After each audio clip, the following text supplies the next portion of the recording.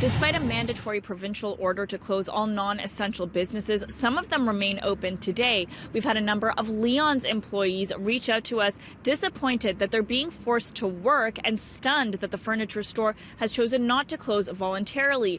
The employees say they're using loopholes in the rules to stay open.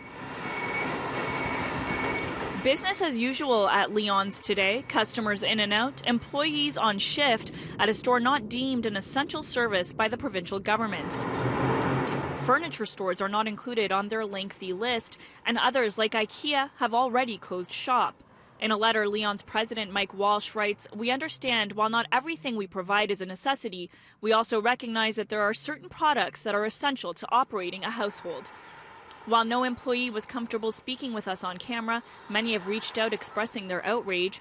In one email, an employee writes, "Leon's Furniture claims they are a family company and their motto is part of the family. Is this how family cares for each other? This is a case of profits over people and corporate greed. When everything gets back to normal, I hope people remember that Leon's stayed open." Some even taking to social media to express their dismay. One person writing in all caps on Instagram, "This company is making us go to work and leaving stores open. Tell them to close."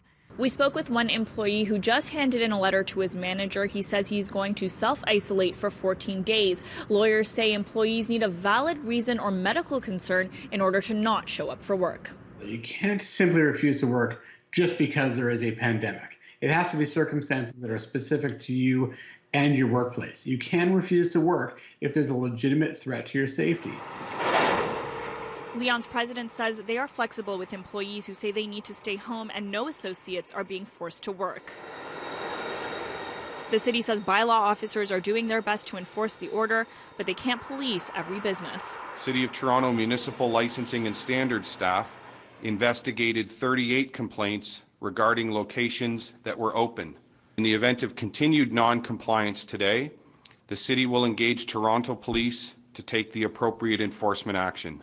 And another development today, Leon's announcing they are immediately laying off 3,900 employees. That's about 50% of their workforce. They've also announced that they're temporarily closing 72 of their 205 retail locations across Canada.